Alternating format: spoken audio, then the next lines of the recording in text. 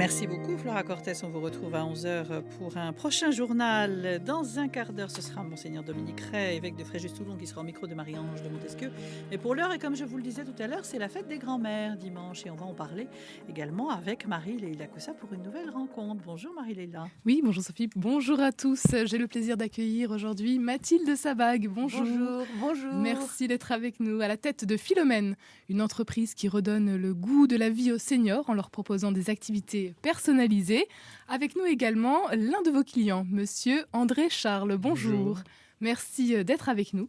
Alors Mathilde Sabag, pour commencer, Philomène est née il y a 7 ans maintenant et c'est la première entreprise française qui aide les personnes âgées à mieux vieillir en notamment réveillant de vieux rêves enfouis, des talents. C'est né, cette entreprise, de votre propre expérience, une expérience à laquelle nous sommes peut-être chacun un jour confrontés. Oui, parce que c'est comme à Radio Notre-Dame, la vie prend un sens, vous dites à Radio Notre-Dame.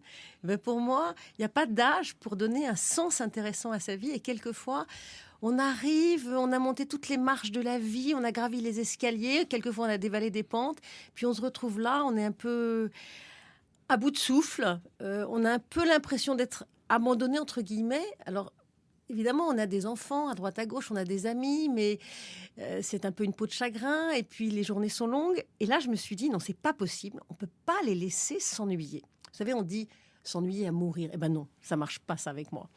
Donc, je pense que chaque personne peut avoir un projet particulier, parce que chaque personne a des envies bien cachées au fond de soi-même. Et il faut qu'on les réveille. Donc, Philomène, c'est le partage de l'énergie. Nous apportons notre enthousiasme et eux, les personnes âgées, apportent leur savoir-faire, leurs expériences. Donc, pour la fête des grands-mères, il faut qu'on fasse danser les grands-mères, comme vous le disiez à l'émission précédente. Avec voilà, une belle proposition, justement, vous avez des coffrets cadeaux pour cette occasion que l'on peut commander sur Internet. Oui, on a ouvert une boutique Philomène parce qu'on s'est rendu compte qu'il y a beaucoup d'enfants qui n'avaient pas d'idée particulière de cadeaux à faire à leur grand-mère. Et nous nous sommes dit que leur faire un livre de recettes, c'est 10 recettes, celles qu'elles préfèrent. On vient chez elles, on écoute leurs recettes, on les met sur papier et on leur imprime un livret, même 2 ou 3 livrets. Donc tout ça, ça se trouve sur le site. Je ne vais pas vous raconter comment ça marche. Mais voilà, c'est la boutique cadeau de Philomène. www.philomène-senior au pluriel.fr. Voilà, de bonnes idées pour un cadeau unique, original. C'est le cadeau qu'on vous a fait, justement, monsieur André Charles. Oui, je n'ai malheureusement plus de grand-mère, évidemment. Et j'ai un certain âge, pour pas dire un âge certain, ce qui me paraît plus exact. Et j'ai trouvé que la proposition que faisait Mathilde était intéressante parce que on a moins d'énergie à regarder devant soi. En revanche, tout ce qui vient de se passer mérite peut-être d'être connu par tous, et notamment d'autant plus par les petits-enfants. Dans mon cas, ça va de 1 an à 17 ans, donc il y a encore beaucoup d'années à venir, et peut-être qu'ils auront plaisir à découvrir ce que le grand-père a fait avec son épouse, évidemment. Elle n'est pas là aujourd'hui parce que le climat n'est pas favorable, mais sinon elle serait venue avec plaisir. Un grand-père heureux, comme vous le dites, à la retraite, après une belle vie bien remplie.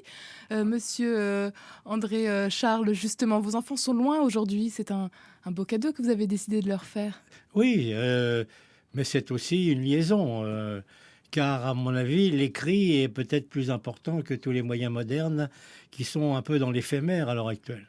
Alors justement, vous allez nous parler de ce projet que vous avez choisi de réaliser avec Philomène. Alors, c'est réaliser un livre, c'est-à-dire écrire l'histoire de sa vie, écrire ses valeurs, transmettre. Et vous parliez de cadeaux. Je crois que ça, c'est un cadeau qu'on ne peut pas acheter dans un magasin. Voilà. Mais c'est un cadeau qui va demander à son grand-père ou à sa grand-mère de réfléchir, de fouiller dans sa mémoire. Donc, ça va être très bon pour les neurones parce que plus on les active, plus on se porte. Et puis, de chercher quelles sont les valeurs qu'on veut transmettre à ses enfants, à ses petits-enfants. Qu'est-ce qui est important dans la vie ? Alors, souvent on se dit, mais c'est futile, j'ai rien fait d'important. Et en fait, on a fait tous des choses importantes parce que, de toute façon, le style de vie d'aujourd'hui est différent du style de vie qu'a eu André quand il était jeune.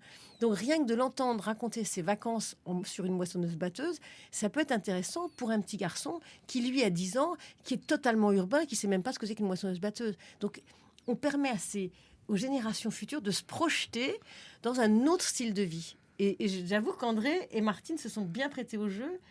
Oui, j'aime bien le souvenir qu'évoque Mathilde, parce que j'ai trouvé que son rôle était un peu celui d'un médecin accoucheur de la mémoire. Vous avez des souvenirs, au bout d'un moment, ces souvenirs s'arrêtent, et elle est un peu là pour relancer la conversation et repartir sur une autre idée, un autre exemple. Et ça a été le cas. L'histoire de la moissonneuse-batteuse, il y a longtemps que je l'avais oubliée, évidemment, puisque à l'époque, je devais avoir 12 à 14 ans en Bourgogne, et que la moissonneuse-batteuse allait d'une ferme à l'autre, et que j'étais très fier d'être sélectionné, de monter sur la moissonneuse-batteuse et de procéder à l'approvisionnement de la machine avec les blés ou l'orge qui étaient là. Et c'était un très bon souvenir qu'il a su raviver. Et vous avez rajeuni. Oui. Et oui, mais alors concrètement, c'est vrai, je vais où Philomène va chez un client et puis essaye de lui faire raconter son histoire, essaye de lui faire dire, de lui faire poser les messages qu'il veut à nouveau transmettre à ses petits-enfants. Et là, on a un rôle de stimulateur, en fait, d'énergiseur, pas de magnétiseur, mais d'énergiseur. Alors, en moyenne, en 10 séances d'1h30, on arrive à récolter suffisamment de matière pour donner ce qu'on appelle un manuscrit, pour livrer un manuscrit. Et puis ensuite, chaque personne décide si elle veut la mettre en page de façon plus ou moins organisée, avec plus ou moins de photos, parce que la deuxième étape, c'est qu'après, les personnes vont fouiller dans leurs albums photos. Et les albums qui sont sur la table et qui ne sont plus regardés, tout d'un coup, revivent. Et on sélectionne les meilleures photos et on peut solliciter même la famille, proche ou lointaine, pour apporter des souvenirs. Oui, alors c'est là que mon épouse a joué un rôle important, parce que le champ des photos, c'est plutôt elle. Avant de les avoir sur un smartphone, elle les avait évidemment sur des albums, comme on le faisait à l'époque. Et elle a éprouvé un malin plaisir à courir après les photos qu'elle voulait dans le bouquin. Donc ça, c'est l'apport féminin dans le livre que va faire Mathilde. Alors, où en êtes-vous justement de ce livre ? Vous avez dit qu'il faut à peu près 10 rencontres. C'est vraiment ce qu'il faut préciser aussi, c'est que Philomène, c'est vraiment du sur-mesure. Vous vous rendez chez la personne, aux heures à laquelle elle est disponible, vous vous adaptez en fonction des besoins de chacun. Oui, c'est très important que les gens restent dans leur environnement.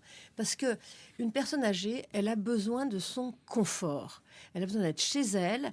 Et déjà fouiller dans sa mémoire, ça lui demande des efforts. Donc, ce n'est pas la peine de la déstabiliser en lui faisant prendre des transports en commun, etc. Non, on va chez elle. C'est du sur-mesure. En moyenne, une séance, c'est 1h30. Et donc, au bout de 10 séances, on a, je vous dis, la matière du manuscrit, c'est-à-dire une 50aine de pages écrites. Ensuite, selon les familles, on va ou non chercher des photos, comme on l'a fait avec Martine, et puis on fait une mise en page plus ou moins sophistiquée, selon les budgets aussi. Et puis selon les rêves. J'ai une dame qui rêve d'écrire un script pour le cinéma.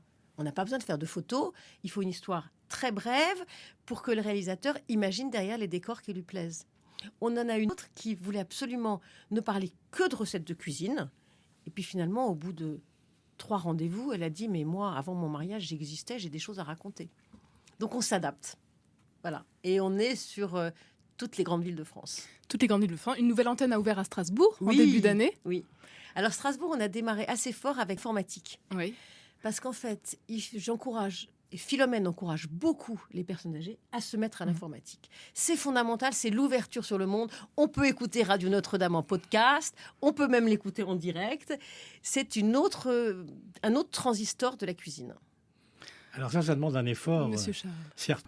Parce que, comme dans mon cas, toute ma vie professionnelle, j'ai eu une secrétaire à ma disposition. Je n'ai plus de secrétaire maintenant et dois-je me mettre au clavier tous les matins pour essayer de glaner l'information qui m'intéresse.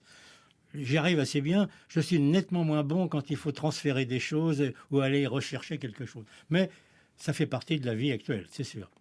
Mathilde Sabag, vous proposez donc voilà, des gammes de services très variés. Vous parlez de l'informatique, mais ça peut être également aller voir une expo tout simplement, ou des projets beaucoup plus fous. Un homme qui a voulu faire du ping-pong. Oui, un monsieur de 85 ans. Ses enfants nous appellent en disant il adorait jouer au ping-pong. Et bien on lui a trouvé, c'était dans Paris, une salle pas très loin. On lui a trouvé un intervenant, un grand baraquet, qui allait jouer au ping-pong avec lui parce qu'il adorait ça. Et du coup, on a réintroduit ce monsieur dans un club. Il a à nouveau trouvé des partenaires. Et en sortant, ils allaient boire une petite bière ensemble. On a une dame qui s'est remise au piano. Ça, c'était trop mignon. Elle nous dit ne bougez pas. C'était à Nantes. Je vais vous montrer mon piano. Et elle arrive avec un sac en plastique dans lequel il y avait son piano qui fait 60 cm de long. Mais elle rêvait de jouer la petite musique de nuit de Mozart. Elle n'avait jamais fait de piano de sa vie. Elle devait avoir 87-88 ans. Et elle nous envoie des messages dithyrambiques en disant je m'installe à ma fenêtre et je joue. C'est magique, c'est extraordinaire. Bon, c'est magique. En fait, on a autant d'exemples que de gens. Et d'intervenants, voilà, c'est un réseau sur toute la France. Vous êtes toujours en recherche, j'imagine, aussi de talents. On cherche toujours des talents parce que évidemment, il nous faut une pianiste, il nous faut une conteuse, il nous faut un écrivain, il nous faut des gens qui aiment surtout la culture, voilà, des gens qui aiment réfléchir, discuter. On a un monsieur qui nous appelle avec comme prétexte de ranger sa bibliothèque. En fait, il avait très envie qu'on vienne parler de littérature avec lui. Donc, on a une agrégée de français qui vient lui parler de sa bibliothèque, de ses romans. On a un médecin chirurgien à la retraite à qui on a envoyé un jeune étudiant à la retraite à qui il raconte ses histoires de chirurgie. Bon, il nous faut plein de talents. Vous pouvez toujours nous solliciter. Vous allez sur Philomène, l'onglet Contact, vous postulez. En tout cas, il y a plein de bonnes idées, hein, notamment donc, pour la fête des grands-mères qui est ce dimanche prochain. Vous concernant, pour terminer, monsieur André Charles, Philomène a changé finalement votre vie, on peut le dire?